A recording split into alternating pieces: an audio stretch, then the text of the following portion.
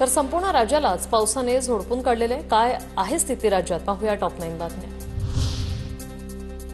नांदेडच्या सांगवी परिसरात आसना नदीचं पाणी शिरलं। अग्निशमन दलाच्या पथकाकडून 25 जणांचं रेस्क्यू, बोटीच्या मदतीने पुरात अडकलेल्या नागरिकांचं स्थलांतर। नाशिक जिल्ह्यात पावसाची संततधार। नांदूर मधमेश्वर धरणातून 31,283 क्युसेक पाण्याचा विसर्ग। गोदावरी काठच्या गावांना सतर्कतेचा इशारा। उजनी धरणातून भीमा नदीत 90,000 तर वीर धरणातून नीरा नदीत 10,000 क्युसेकने चंद्रभागात विसर्ग।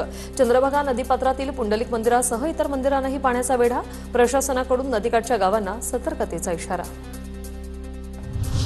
नांदेडच्या गोदावरी नदीने धोक्याची पातळी ओलांडली, त्यामुळे नवघाट परिसरातील अनेक घरात पाणी शिरलं। विष्णुपुरी प्रकल्पातून 2,98,000 क्युसेकने गोदावरी नदीपात्रात विसर्ग।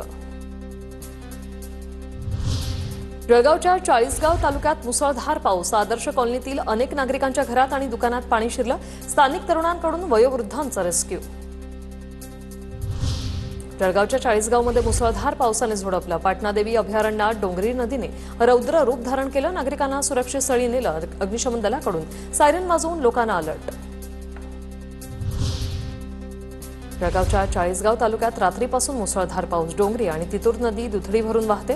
प्रशासनाकडून नागरिकांना सतर्क राहण्याच्या सूचना।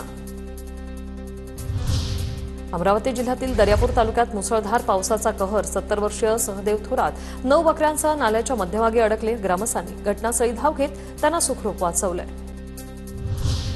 अहिल्यानगरच्या राहता तालुक्याला अतिवृष्टीने झोडपलं। ओढ्या नाल्यांना पूर तर शेती पाण्याखाली।